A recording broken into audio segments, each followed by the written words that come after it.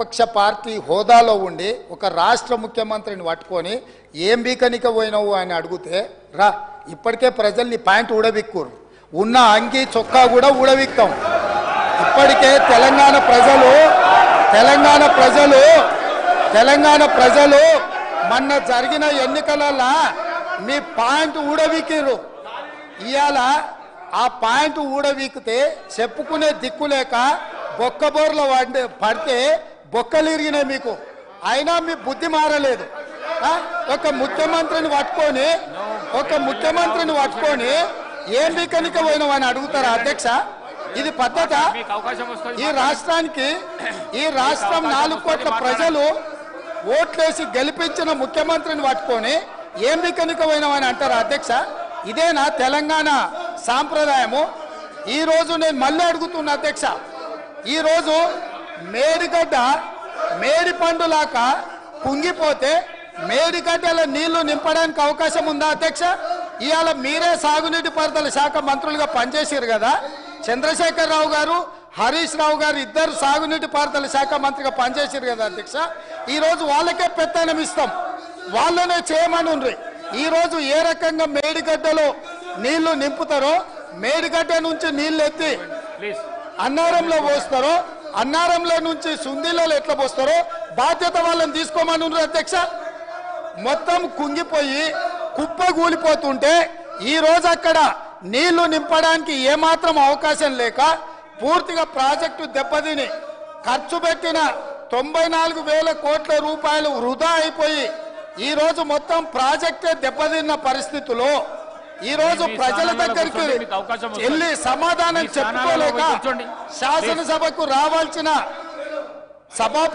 ఉపనాయకుడు ఇక్కడ సభలోకి రాకుండా పారిపోయి ఈ రోజు చర్చ చేద్దామంటే రాకుండా ముఖ్యమంత్రి గారిని పట్టుకొని ఇట్లా మాట్లాడొచ్చా అధ్యక్ష అందుకే నేను ఒకటే మాట అడుగుతున్నా మీరు ఇవాళ చర్చకు సిద్ధమైతే పిలువండి మీ పార్టీ నాయకుడిని మీ సభాపక్ష నాయకుడిని చర్చ చేద్దాము రేపు సాయంత్రం వరకైనా కాళేశ్వరం ప్రాజెక్టు మీద గోదావరి జలాల మీద ఈ ప్రభుత్వం చర్చ చేయడానికి సిద్ధంగా ఉంది పారిపోయి ఫామ్ హౌస్లో వండుకొని ప్రతిపక్షాలుగా బాధ్యత నుంచి తప్పించుకొని మీ అవినీతి బయటపడుతుందని కాళేశ్వరంలో మీ దోపిడీలో జైలుకి వెళ్లాల్సి వస్తుందని కేసీఆర్ను చంపుతారా అంటారు ఎవరికి అవసరం ఉంది అధ్యక్ష చంపాల్సిన అవసరం సచిన పావును ఎవడైనా చంపుతారా అధ్యక్ష మొన్నటి ఎన్నికలలో ప్రజలు ఆ పావును చేత్తో కాదు కట్టెతో కొట్టిరు అధ్యక్ష ఆ పాము ఆల్రెడీ సచిన పావును చంపాల్సిన అవసరం మాకే ఉంది అధ్యక్ష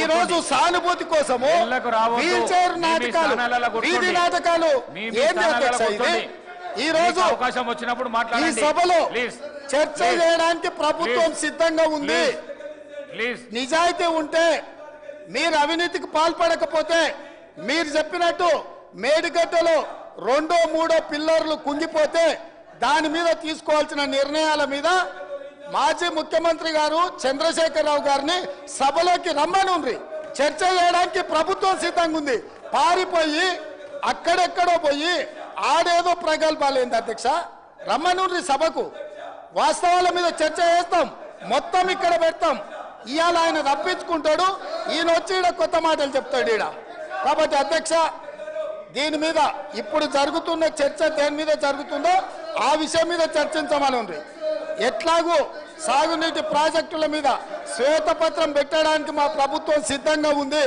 మీరు ఏమేమి విషయాలు ఉన్నాయో ఏమేమి చర్చ చేయదలుచుకుందో మొత్తానికి మొత్తం శ్వేతపత్రం సందర్భంగా చర్చ చేద్దాం లేదు కాళేశ్వరం మీద మీరు చర్చ అంటారా దానికోసం ప్రత్యేకంగా తమ సమయం కేటాయించండి కాళేశ్వరం మీద చర్చ చేయడానికి మేము సిద్ధంగా ఉన్నాం అధ్యక్ష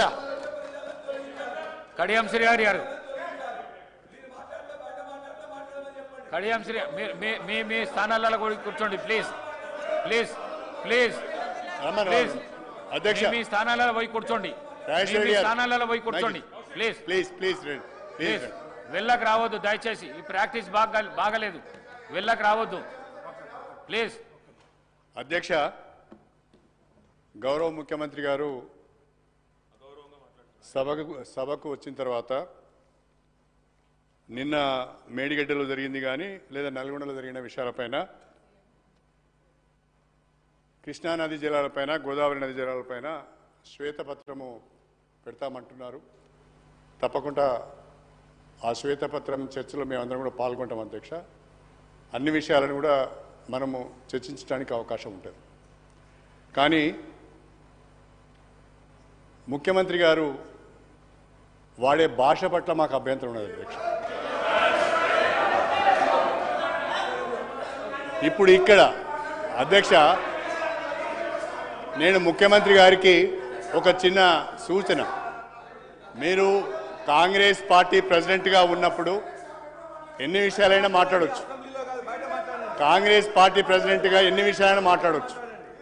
కానీ ముఖ్యమంత్రిగా తెలంగాణ రాష్ట్రానికి ప్రతినిధిగా, తెలంగాణ ప్రజలకు ప్రతినిధిగా నిండు శాసనసభలో మీరే సహనం కోల్పోయి మీరే వాడరాని భాషను మాట్లాడితే మీరు ఒక ఎగ్జాంపుల్ను సెట్ చేసినట్టుగా భావించవలసి వస్తుంది. ఇది మంచి పద్ధతి కాదు అధ్యక్ష. నేను ముఖ్యమంత్రి గారు సమయం పాటించాలని నేను కోరుతున్నా.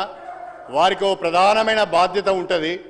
వారి పట్ల రాష్ట్ర ప్రజలకు గౌరవం ఉంటుంది. ఆ గౌరవాన్ని కాపాడుకునే విధంగానే ముఖ్యమంత్రి గారు మాట్లాడాలి తప్ప కోమటిరెడ్డి రాజగోపాల్ రెడ్డి యొక్క మాట్లాడితే బాగుండదు అధ్యక్ష అని ఈ సందర్భంగా చెప్పదలుచు. రాజగోపాల్ రెడ్డి గారు నా వ్యక్తిగతంగా నా పేరు తీసుకొని మాట్లాడండి. నేను వినండి ఒక మాట. రాజశేఖర రెడ్డి గారు ఇప్పుడు నా పేరు తీసుకొని మాట్లాడారు. ఏమని? నేను ఎవరినో చీట్ చేశానని, నేను ఎవరికో మోసం చేశానని. అసలు కాంగ్రెస్ పార్టీకి చీడ పురుగు నువ్వు. కాంగ్రెస్ పార్టీని చీట్ చేసింది నువ్వు. కాంగ్రెస్ పార్టీని నాశనం చేసింది గారు. Congress party affairs, legislative affairs minister గారు.